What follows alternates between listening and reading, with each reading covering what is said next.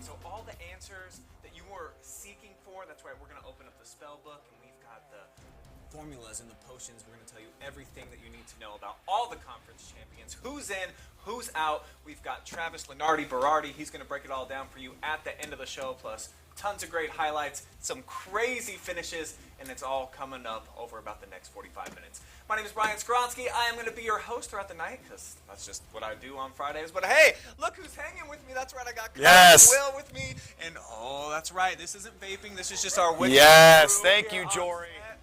That's right. We're keeping it festive. And yeah. When you dip inside here and you see some potions, who had some winning formulas all season long, Eric, that we've been seeing in North Central Ohio that we can kind of take to the bank that we're excited about seeing rolling into Week 11? Well, obviously we got West Holmes, right? Oh, yeah. Oh, they're in here. Yeah, they're definitely in. Mansfield Senior.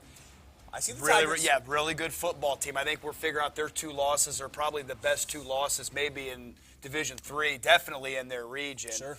How about Ashland, man? Playing strong down the stretch here. 6 wins. Right? Ontario getting back on track. They're on the plus side of the win column in the MOAC. And wait till you see how they got there, right? Oh, man, absolutely. Woo. And then Clear Fork, congratulations on their conference championship. Great job heading down there to Highland to get that victory. That was fantastic. Centerburg getting their conference championship. The Cougars, Crestview, getting that big dub, and then Cary Baby doing what they do, taking care of business as well. So lots of big wins out there.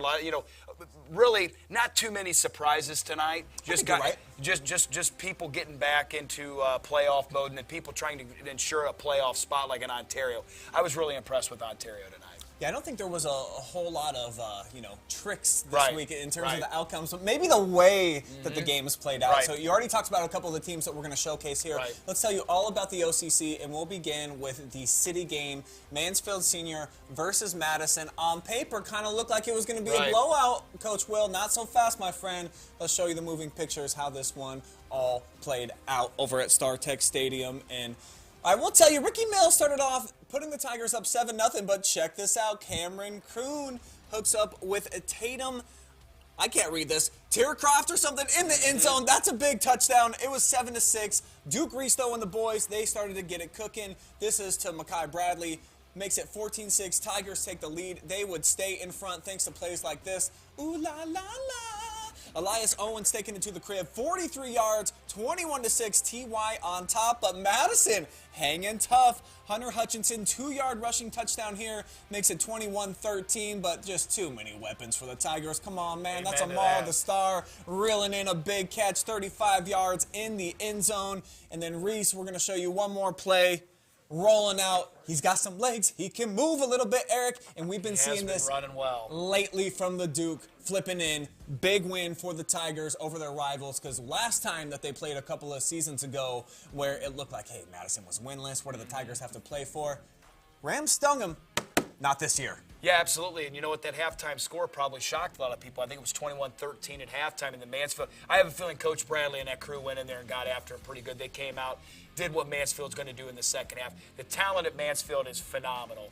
I really think when you look at that region, once Travis gets to it, it's a winnable region. Now, I'm not saying they will win the region, but I do know this, that over-under of 9 wins that we talked about at the beginning of the year, I feel more than comfortable with that now. Mansfield's going to make noise in that Division III region that they're in. Well, they've got 6 straight winning efforts on Friday nights now, do the Tigers, so they're rolling into the postseason with a lot of fury.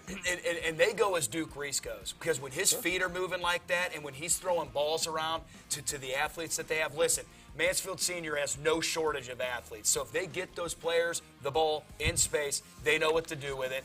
I love the offense, defense. They complement each other well. You know, we were I don't know, critical, constructive criticism. I think you and I would say this. We wanted more offensive creativity. Well, congratulations, offense. You've done that. So they're doing a great job. So I'm excited to see this Mansfield TY Tiger team in the playoffs because I think they're going to make some noise. I think it's a good football team. Yeah, they put up 37 on the road tonight in a win. So Ashland, you talked about the fact Sean Teeter got them above 500. Right. 6-win season right now, going into the playoffs. But it didn't start off hot for them. Let's take you over to Community Stadium and show you how Lexington took an early lead.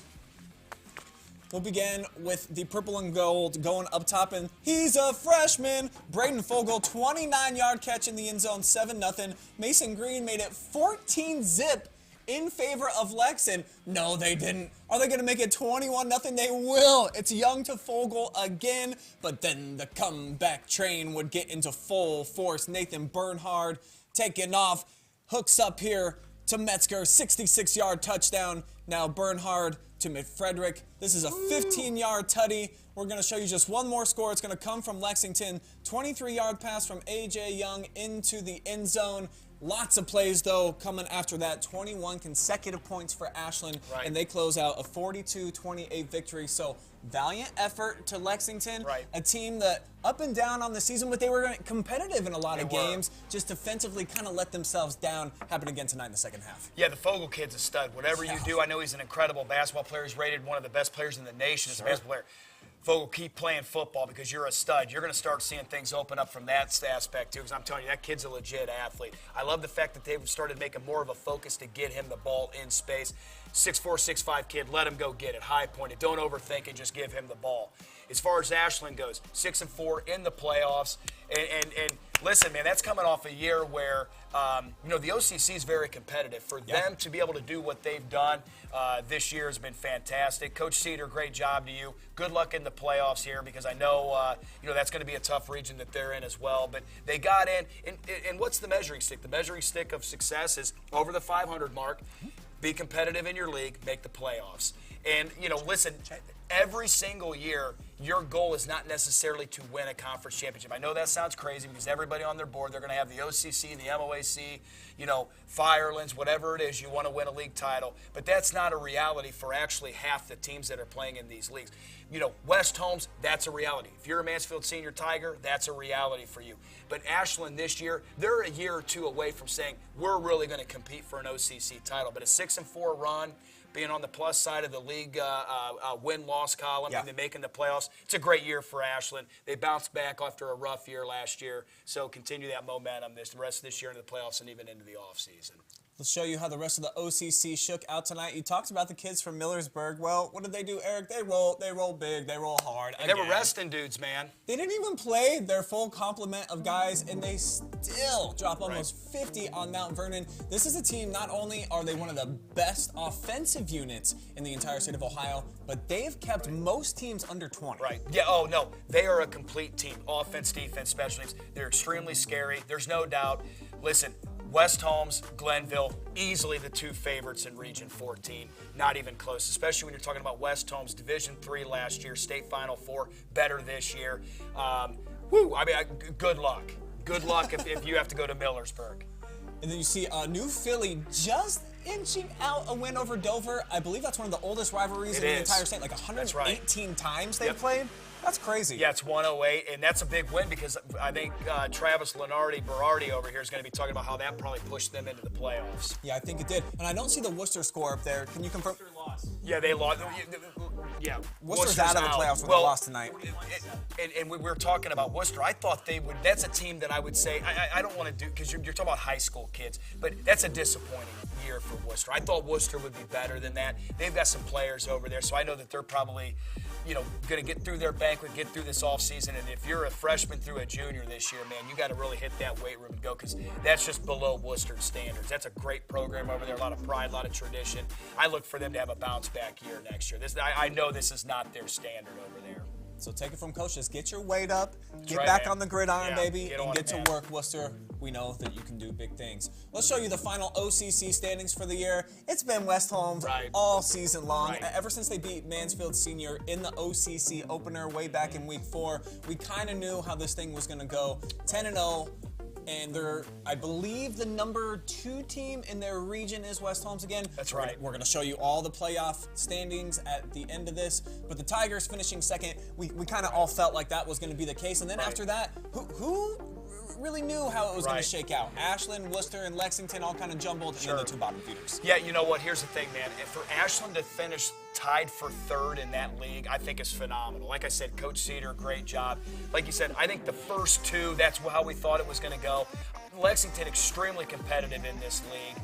And then, like I said, probably the thing for me is I'd have put Worcester coming into the beginning of the year was probably the 3 spot. You got to give New Philadelphia, you know, the new kids on the block a lot of props. Coming into a league, traveling like they did.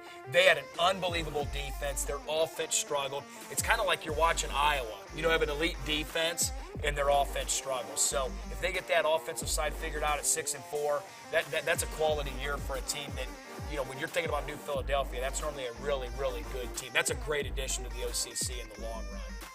So West Holmes undefeated, perfect regular season for the 2nd consecutive year, and we have one other team that we're going to show you that made the same exact accomplishment this season after going perfect during the regular campaign last year. Well, hey, we put a lot on your shoulders every single week. We get a lot of top cuts here on the OH Report, a lot of crazy performances individually, and then when we give them to you, that's right, and you tell us what was the best of the best, this is the top play, and then also the Friday Night Phenom from week number 9. Roll it. So when the votes come in for the best player of the week from week number 9, there's no question that it's got to be Tyler Johnson. Come on, Trojan Nation, stand up as they always do.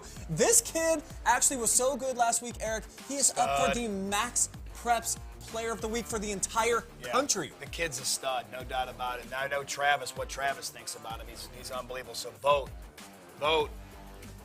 Yeah, they did, and they did a lot. Over 300 yards, 6 rushing touchdowns. I got the opportunity to see him in person tonight. He's such a dynamic playmaker. They put him back in empty sets, and you just hold your breath every single time. He's got a cannon, but you know he can take off. One of the strongest runners in the area, and that's why Tyler Johnson is our Friday Night Phenom. But, who made the top play of the week? There were some great ones this week, but hey, it's that season. We like a little bit of trickery in the month of October, and that's what the Crestview Cougars would do. We've got Barker to Bailey, the fake punt extraordinaire, touchdown reaching in there. And oh, by the way, it was a rivalry matchup on the road at Norwalk St. Paul. Cougars needed this one big time to defend their Firelands Conference crown. And just look at the play call, the design, gutsy right there, Eric. Yeah, that's a great job. Barker, obviously known around the area as being one of the best linebackers. For him to be able to throw that kind of a pass on a special teams play, it's fantastic. So, hey, kudos, man. Nice job, Cougars, getting the win, beating the Flyers, man. I know that makes a lot of people in the Firelands pretty happy. Yeah, everybody outside of Norwalk. Yeah, there's no doubt about it. That's why I always say that, yeah. Like I said, my wife's a South Central guy. Anytime St. Paul loses, it's a good day for her. All right, well, hey, it's a good day here on the OH Report, Always a Eric. good day, brother. Thank you so much. Hey, good that's stuff, right. Man, good stuff. Hey, hold on. Hey, what have we got in here? There we Okay, go. I see in Jory, your future, we've got some MOAC coming up on the menu next. We'll throw it over to Big Mac, KMAC Trav, Hayden Gray, standing by after a quick break.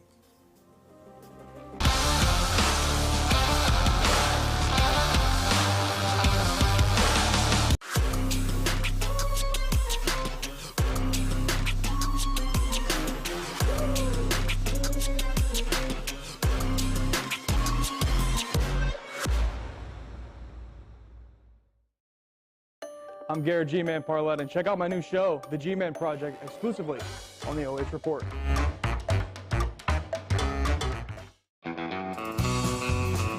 I'm Travis Big League Berardi. Catch me every week with my Country Roads rankings. We'll go over the small school top 10 football schools here in the area.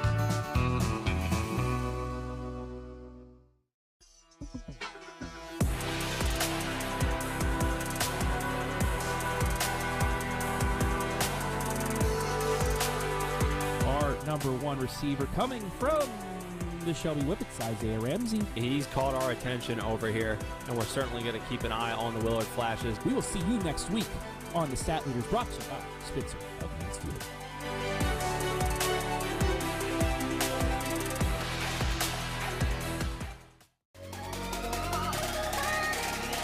What's up, America? Brian Skoronsky here, and if you want to see me and the gang chop it up with some unintelligent conversation, we've got the show for you. Check out the OH Report video podcast every Monday, exclusively right here on the OH Report.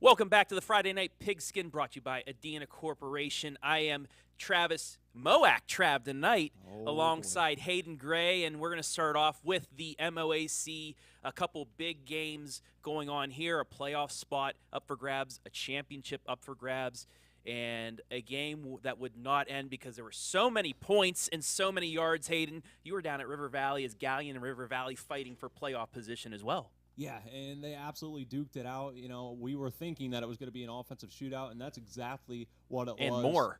And more. Not a lot of defense, so 15 total touchdowns in this game. You'll see them all eventually if you watch the stream, but let's dive in and let's take a look at a few that really stood out from this contest. The first one will be with 9:57 into the first quarter. Gabe Ivey, I know that guy. 1-yard touchdown run would put Gallion up 7-0 early. They came out, moved the ball very efficiently, and River Valley would, have to try and think what kind of answer do they have, and I don't know if they'd find it all night long. But moving on now, 8 minutes left in the first quarter, just a minute and 57 seconds later. Oh, beautiful what a ball. Dime drop to Grant Butler from Caden Shadone. Beauty More on familiar that guys. Yeah, more guys from our stat leaders list as well. It would be 7-7. But then we're going to move on to 7 minutes left in the second quarter. Shadone to Bowser. Now notice, this is on 4th down, and I think it was about 21 yards. Caden That Shadone kid is so good. got to fake out the cameraman. Looked like he was throwing it away. Oh, way to keep your balance, too. He got it. He got it. Through the adversity. Bowser, a 41-yard touchdown. At this point in the game, it was 28-21, River Valley with a lead, but they would trail still when we move on to our next play in the second quarter with just 3 seconds left. An absolute crazy play drawn up from Gallion and Coach Dick. Kent to Prosser to the other Prosser.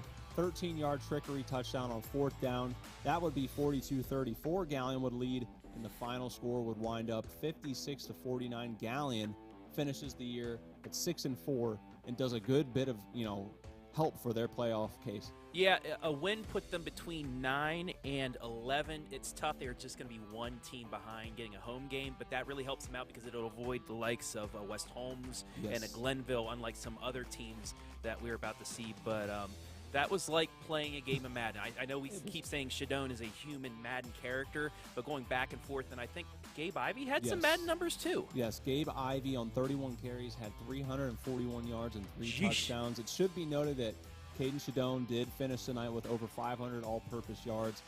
Guys like Grant Butler had over 100 yards receiving in the first quarter, so just some wild statistics for you tonight from that one. And, Ivy, I believe, came in number 6 in our stat leaders, the 300-plus. Move up for sure. He's probably going to finish at top 5 in the regular season. Congratulations to Gallion as well. Clinched the playoff spot last week.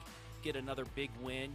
They're one of those tough teams that, hey, they could be a tough out in not only the first week, but maybe the second week as well. They pull up a couple upsets. They can, and don't let that 49 from River Valley confuse you. Gallion's defense did play strong tonight, but when you have a QB like Caden Shadone, it's very rare that they score anything under 35, 42 points. So a great overall performance for the Tigers.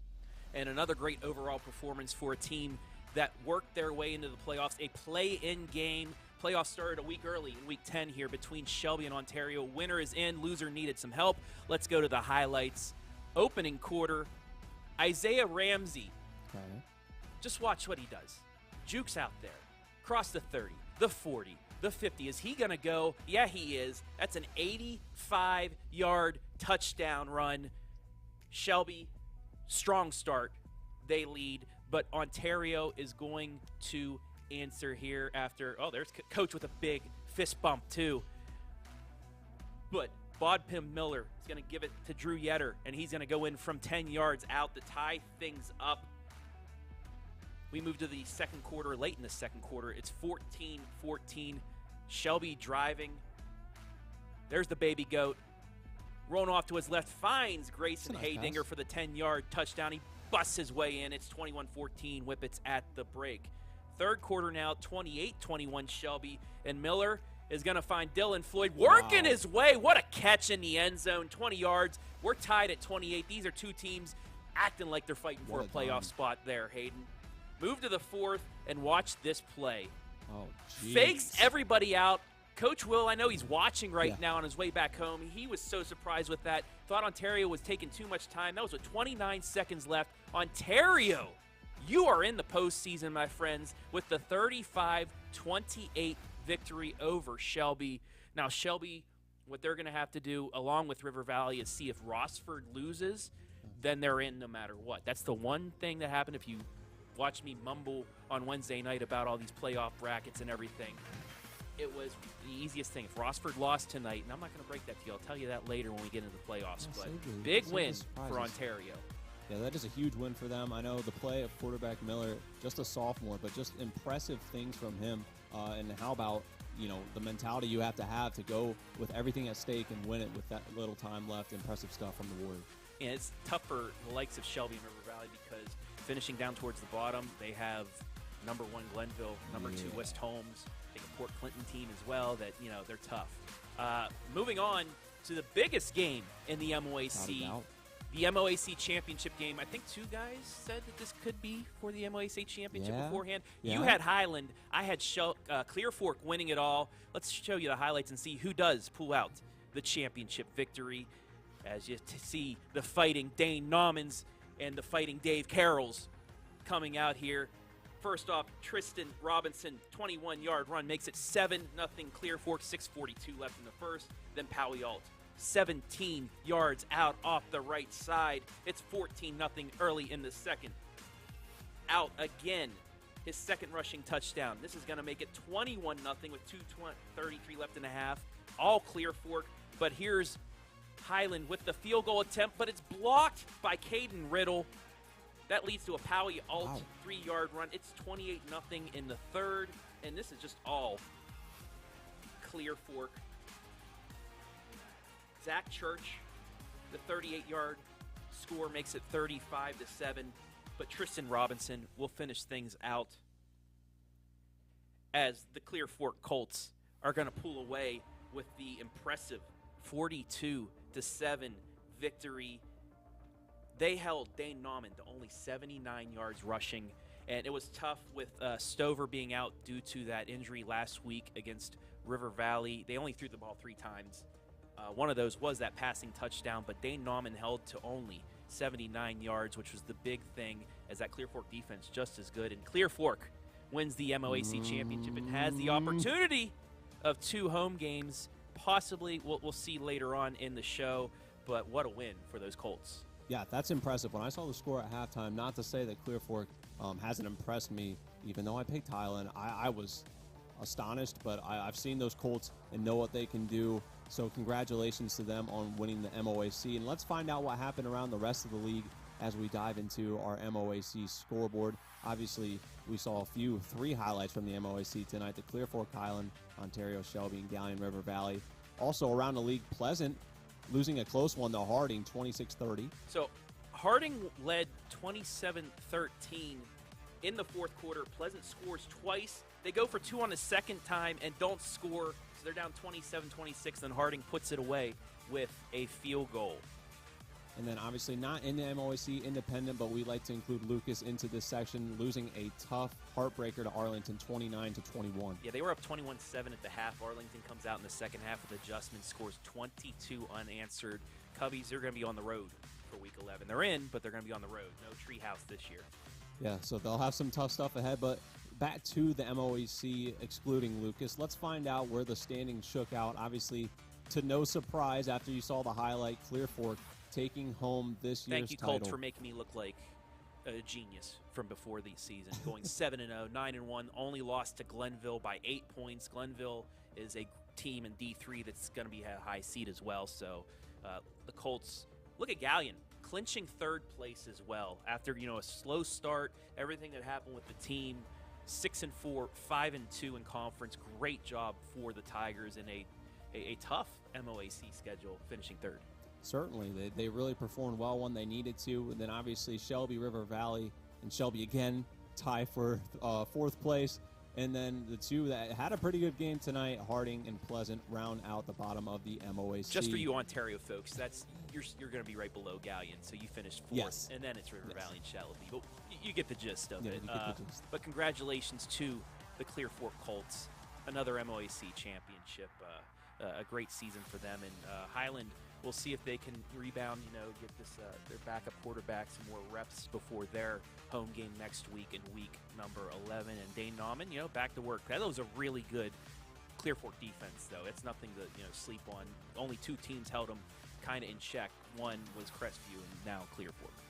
So that'll wrap things up for the MOAC. Now, no live streams or highlights from the N10 tonight, but let's still dive in and take a look at what happened around the Northern 10 this evening. A game people were keeping an eye on. Cary getting a big win over Seneca East, 56-12. Rickle, 4 total touchdowns. Landon Kemmerly, 2 touchdowns. The Devils, second consecutive outright Northern 10 title. That is 25 victories in a row. Got to keep going for 26 next week. Another team doing well this year. Colonel Crawford finishes off the regular season strong, 42-7 over Buckeye Central. This keeps their Week 11 home chances alive. They need some help, though. They led 28-0 after 1 and 42-0 at the half as they roll to another victory, number 8 on the season. The Royals giving the Rams from Upper Sandusky a run for their money, 17-14. Aaron Flowers, a 33-yard field goal for the Rams with 33 seconds, puts them into the postseason. Congratulations, Upper Sandusky. You are heading to Week 11. Mohawk getting a big win, 26-7 over Bucyrus. Yeah, these last 2 scores, both the winners keeping their playoff hopes alive with victories. They need a little help, but like I said, we get towards the end of the show, I will let you know if it was enough for Mohawk and the Calvert score that you're about to announce if they had enough. Yes, almost, over half 100 points for the Senecas tonight, 55-14 over Lakota. And that will wrap things up for the score portion of things. Let's see who won, to no surprise, the Northern 10 this year. Cary, baby. Standings. Going to be the Cary Blue Devils, as you said, continue their win streak, continue their dominance in the Northern 10 with Colonel Crawford right behind at 8-2. Seneca East finishes a strong season at third at 7-3. And then Upper Sandusky, obviously right there at fourth, 5-5. But I think a honorable year for them, even within conference.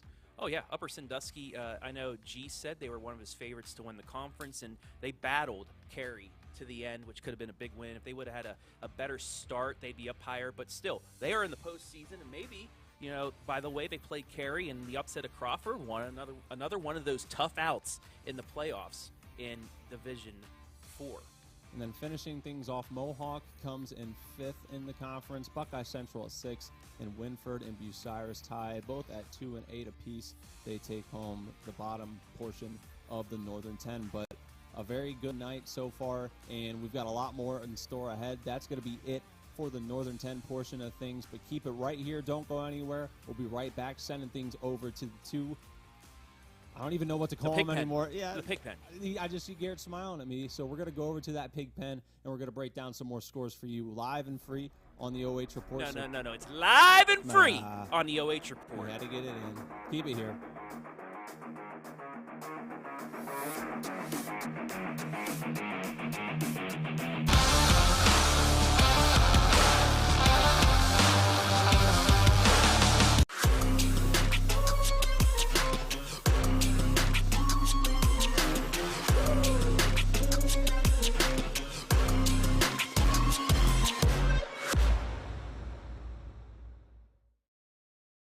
I'm Garrett G-Man Parlett, and check out my new show, The G-Man Project, exclusively on the OH Report.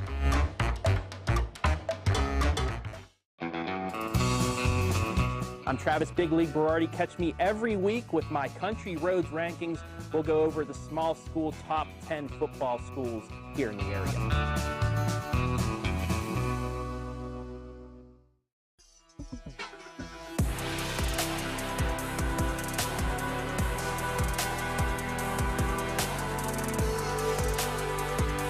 Number 1 receiver coming from the Shelby Whippets, Isaiah Ramsey. He's caught our attention over here, and we're certainly going to keep an eye on the Willard Flashes. We will see you next week on the Stat Leaders, brought to you by Spitzer of Mansfield.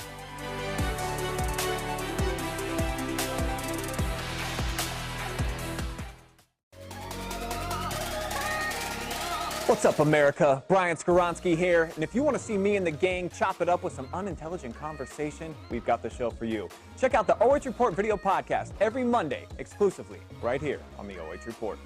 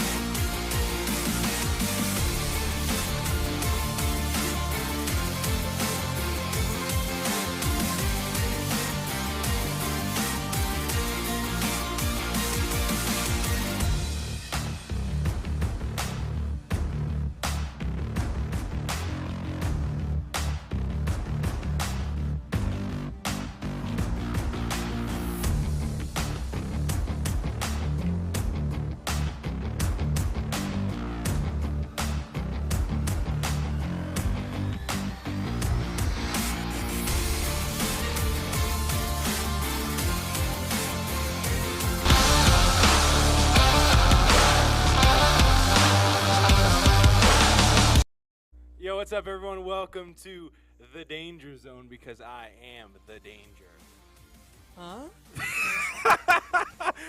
We want to get started off here in the Danger Zone. I think the illustrious Garrett Parlett wants to talk about the Crestview Cougars. Yeah, Storm, we've been covering them all year, and they've been proving us right all year since our, Travis loves to talk about predictions. I think everybody predicted this one, Crestview running away with the Firelands Conference. Let's see how they did it on senior night against Mapleton. Roll those highlights. Let's get this done, Storm. Of course, it's going to start out with none other but a Hayden Kuhn pass to his running back, Addison Raymer, out of the backfield.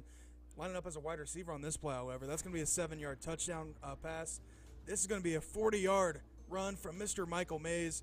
Cougars up 14-0. Been doing it so far.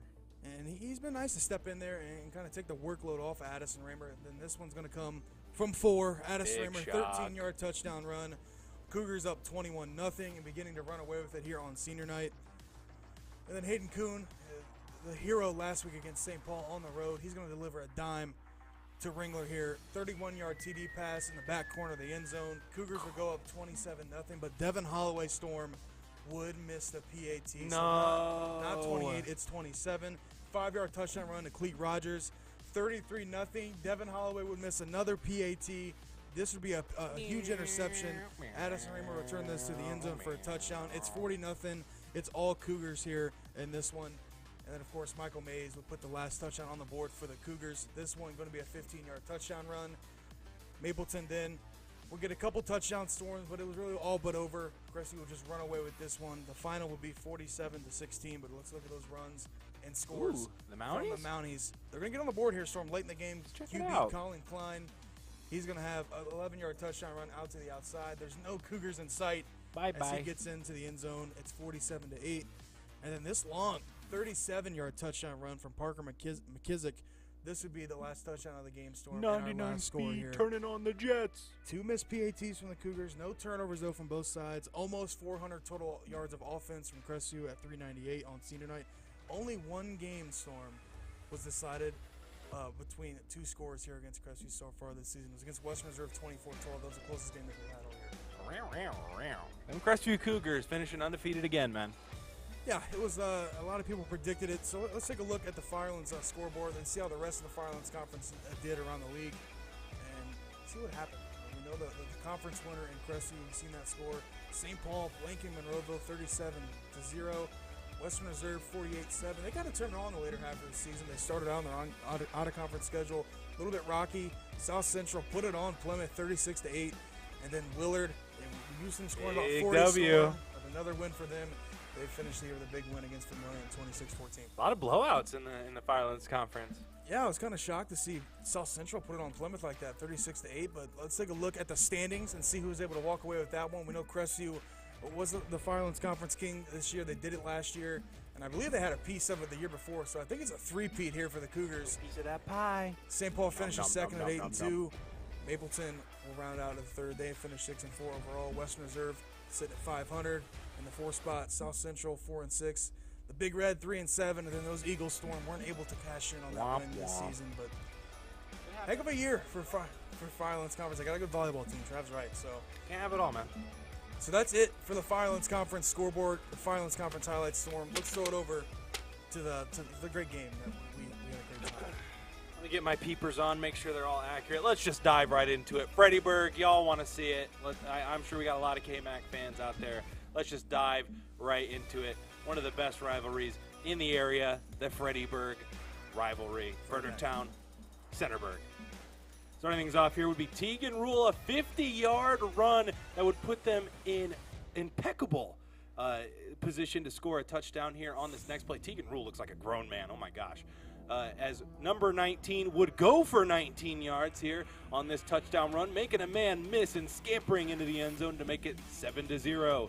Tyler Johnson, though, he must have had Subway before the game. He must have had the Danger Witch because he was a little spicy. Yeah. As he had a 5-yard touchdown run to tie things up at 7. And then we would rewind the tape, and Johnson would do it again. 5 yards out, getting into the end zone to make it 7-14. That's not all, though.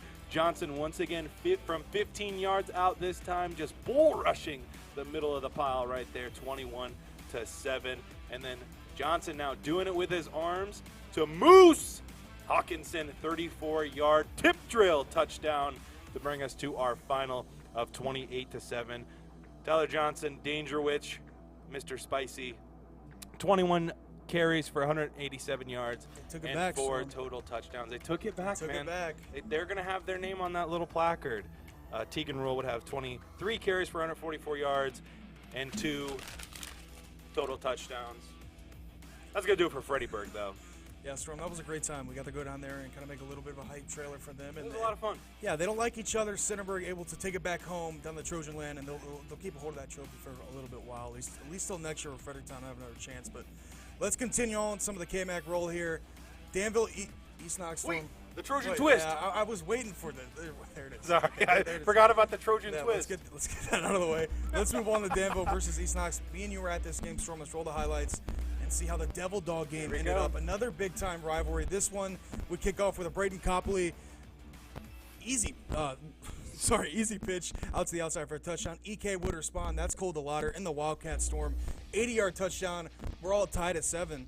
And this game kind of was back and forth. Big play in the first quarter. After one, it was 14-0. Here we go. This would be Walker Weckesser hitting Braden Copley again for an easy pitch and catch for a touchdown. It's 14-7.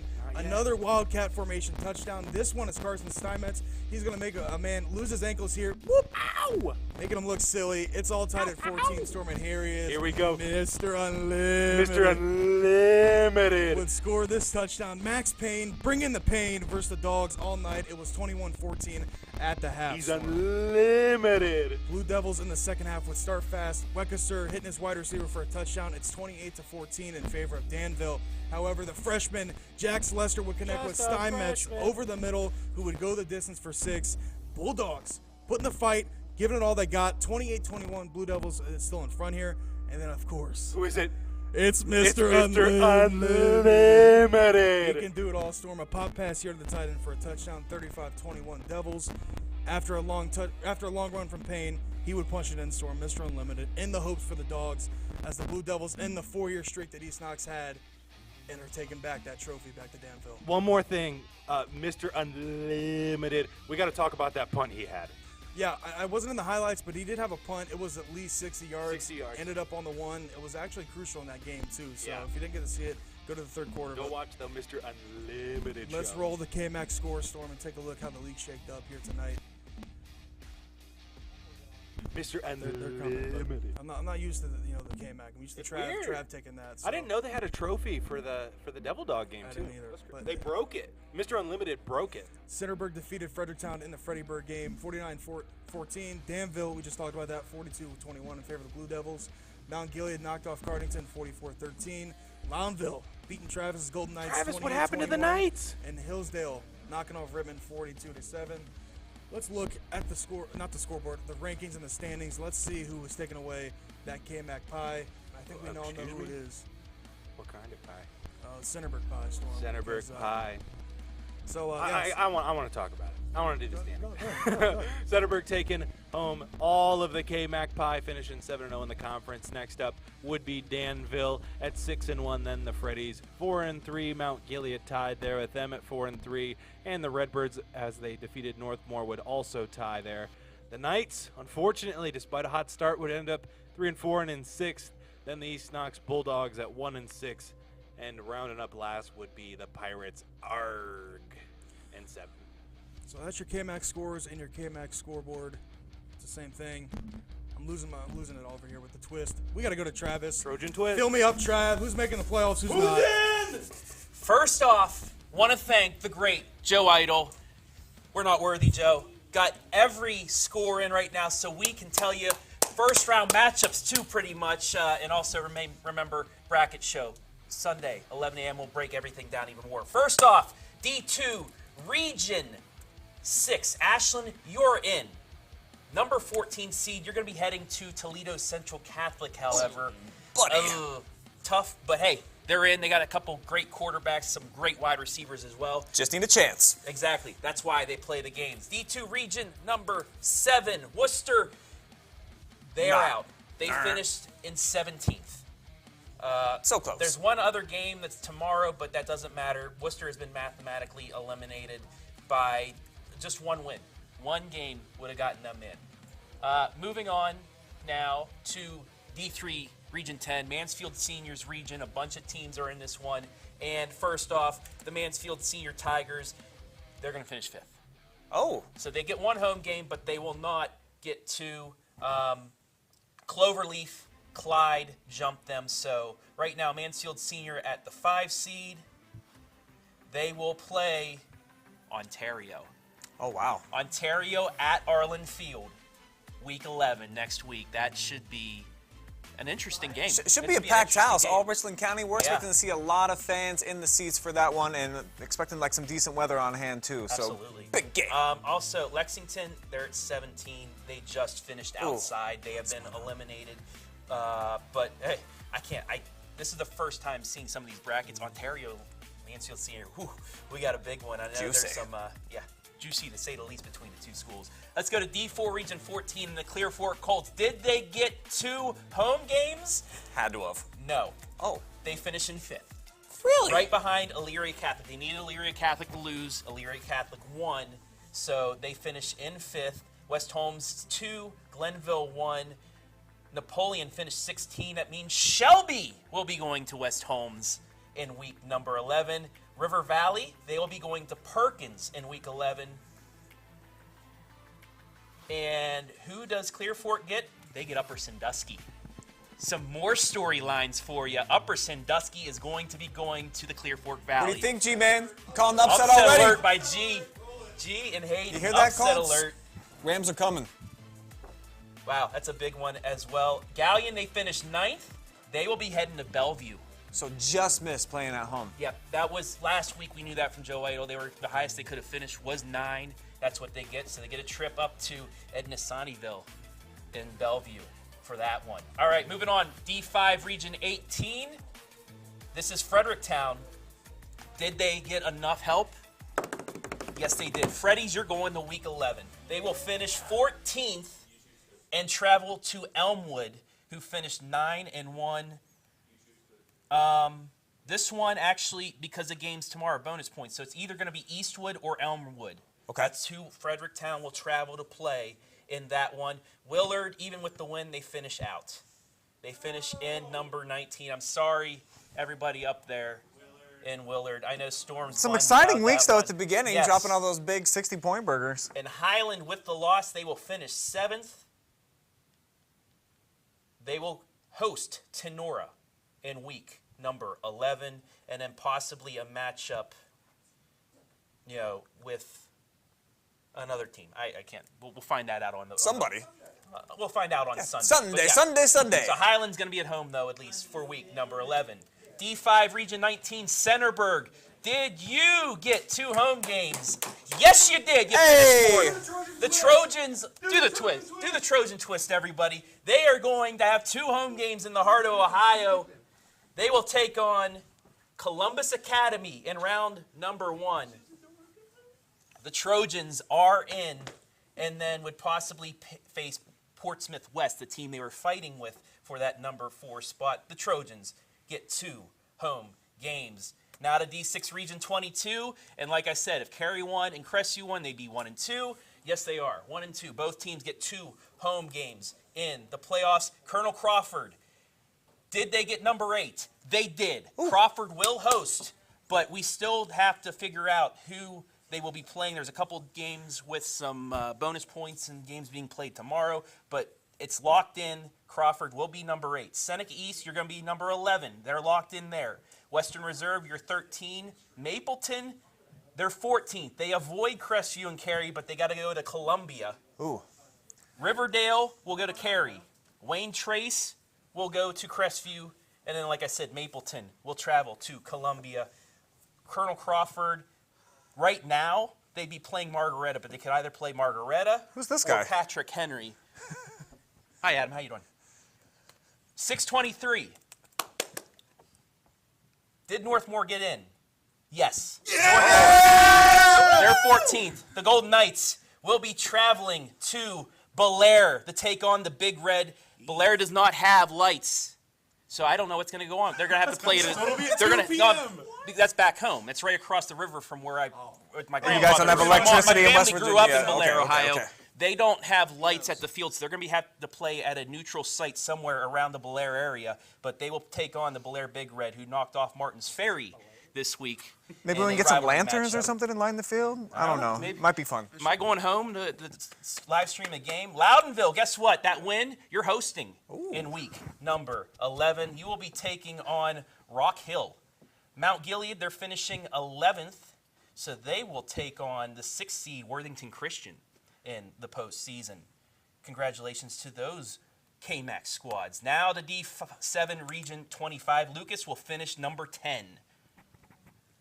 Man, Cubs had such a great position after that 21-7 lead today. Yeah.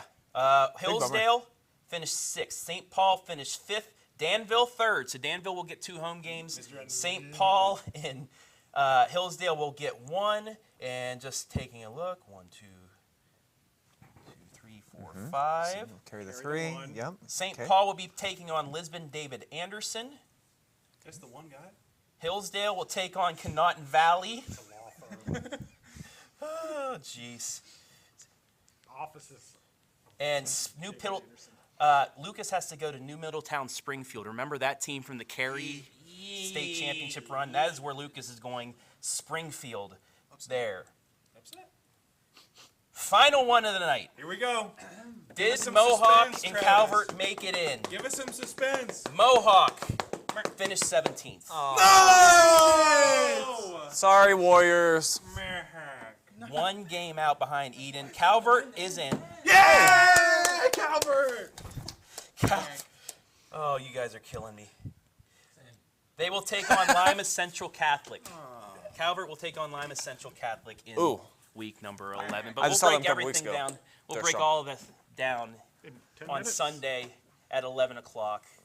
Or like 10 minutes from now, Adam needs to go home and sleep. Yeah, it's late. Everybody go to bed, but make sure that you get up on Sunday morning before the misery kicks in with the Cleveland Browns at 1 o'clock. We've got you with all the smiles and all the matchups. We're going to have coach interviews, everything that you need to know about all the local teams that are getting into the postseason. But we're going to leave you with this here tonight. Only one team could be undefeated in the KMAC. So you know what they're doing down in Centerburg tonight? The Trojan Twins! Vote for Tyler Johnson on Max Preps. Let him be the player of the week in the country, too. Max Preps. You can vote as many times as you want, but let's Trojan twist on out of here. Let's do Trojan that, Twist! He'll probably be on this week's Phenos. All right, Jory, just let us know when it's ended. I'm done twisting.